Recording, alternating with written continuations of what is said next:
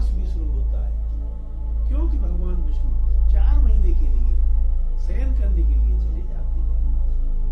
और मित्रों, उसके बाद आज से 4 महीने तक शादी, विवाह, मांगलिक कार्य नहीं किए जाते।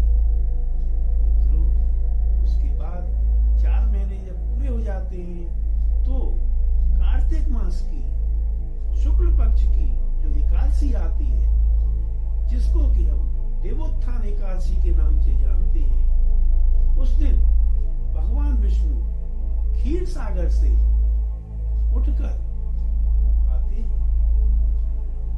मित्रों, जब भगवान विष्णु उठते हैं उस दिन, तो 33 करोड़ देवी देवता क्षीर सागर पर एकत्रित होकर उनके उठने का इंतजार करते हैं। और जब भगवान विष्णु आंख खोलते हैं तो उनको 33 करोड़ देवताओं के दर्शन होते हैं और 33 करोड़ देवता भगवान विष्णु का दर्शन करते हैं। इस प्रकार यह देवोत्थान एकादशी मनाई जाती है।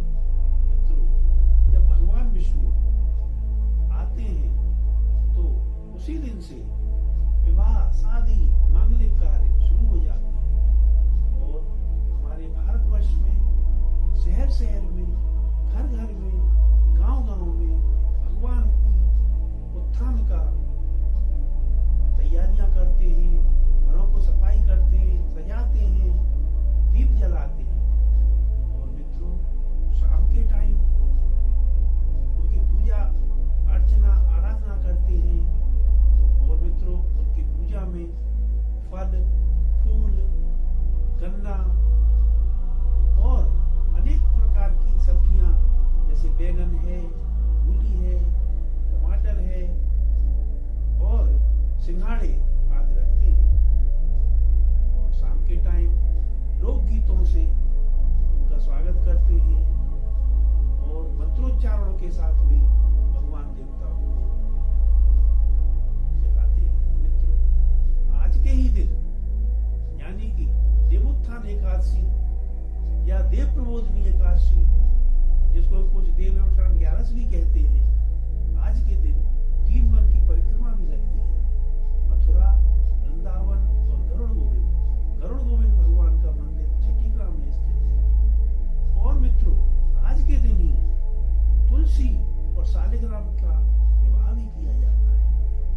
मित्रों, एक पौराणिक कथा के अनुसार जो तुलसी जी प्राचीन समय में अपने पूर्व जन्म में वृंदा नाम से प्रसिद्ध थे और वो जलंधर नाम का एक राक्षस था, उसकी पत्नी थी।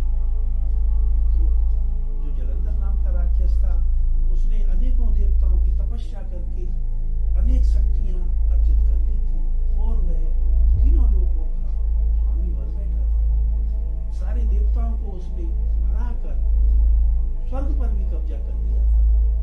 तब इंद्रदेव सारे देवताओं के साथ इकट्ठे होकर भगवान विष्णु के पास गए, भगवान आप हमारी रक्षा करें। ये जो जलंधर नाम का राक्षस है, इसने तो हमको स्वर्ग से भी निकाल दिया है, हमारे सारे भाग छीन लिए हैं। तब भगवान विष्णु ने शिव जी को उसको मारने के लिए प्रार्थना की। भगवान शिव ने काफी टाइम तक जलंधर से युद्ध किया, मगर जलंधर इतना ताकतवर था कि विष्णु जी उसको नहीं हरा सके। तब भगवान शिव ने विष्णु भगवान से कहा कि प्रभु आप ही कुछ कीजिए, ये तो राक्षस मरने में ही नहीं आता है।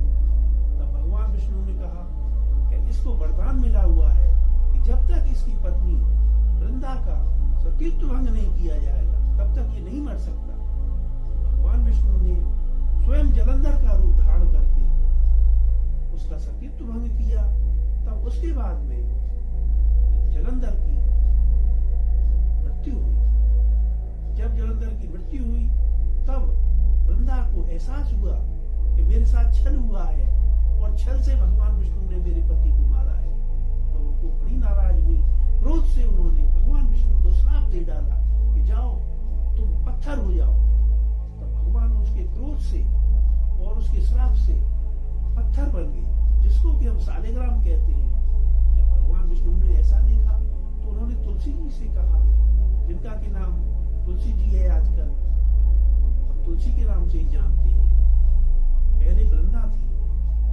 तो कहा, हे वृंदा, आप जानती हैं आप जड़ हैं, आप में इतनी समझ नहीं है कि इस जो जलंधर नाम का जो राक्षस है, जो आपका पति है, इसने तीनों लोगों में हाहाकार मचा रखा है, इसलिए मैंने इसका वध किया। तो मित्रों, इस प्रकार भगवान विष्णु ने वृंदा को जड़ होने का श्राप दिया और अगले जन्म में वृंदा जो है तुलसी जी के नाम से प्रकट हुई। जब तुलसी जी के नाम से प्रकट हुई तो सारे देवताओं ने भगवान विष्णु को कहा कि आप चाहे छल से ही गई, पति रूप में आप वृंदा के पास गए थे, इसलिए आपको तुलसी जी से विवाह करना चाहिए। और सारे देवताओं ने मिलकर तुलसी जी का और भगवान सालिग्राम का, जो कि विष्णु का रूप है, उनका विवाह कराया।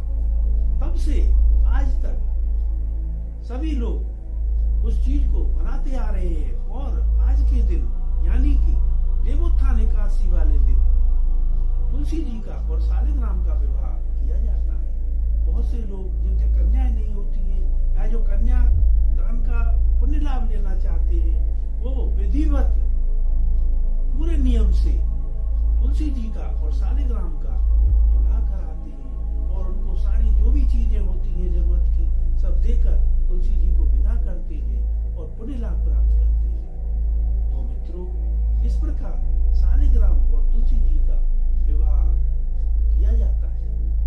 मित्रों, आज सभी घरों में तुलसी का पौधा उपलब्ध है, मगर मित्रों फिर भी किसी के यहाँ नहीं है तो मैं उन माताओं से, बहनों से प्रार्थना करूंगा, अपने मित्रों से प्रार्थना करूंगा कि तुलसी का पौधा अपने घर में अवश्य रखें। तो आजकल शहरों में आंगन नहीं है तो कोई बात नहीं, आप अपनी बालकनी में भी रख सकते हैं और सुबह शाम तुलसी जी का दीपक जलाओ और उसमें जलार्पण करके रोजाना तुलसी जी की पूजा करनी चाहिए। मित्रों, आपको पता है तुलसी जी के घर में रहने से जो नकारात्मक ऊर्जा है वो कभी भी प्रवेश नहीं करती और घर में सुख, शांति, समृद्धि बनी रहती है और रोग दोष वगैरह कभी भी नहीं आते, व्याधि वगैरह कभी भी नहीं आती। इसलिए मित्रों, सभी को तुलसी जी की पूजा नियमित रूप से रोजाना करनी चाहिए। अच्छा, तो मित्रों अब मैं आपसे इजाजत चाहूंगा और अगले एपिसोड में एक नया विषय लेकर मैं आपसे फिर मुलाकात करूंगा। और हाँ मित्रों, मेरा वीडियो देखने के लिए आप मेरे चैनल को अवश्य ही सब्सक्राइब करें और बेल का बटन दबाना ना भूलें। धन्यवाद। राधे राधे। श्रीमन नारायण नारायण नारायण,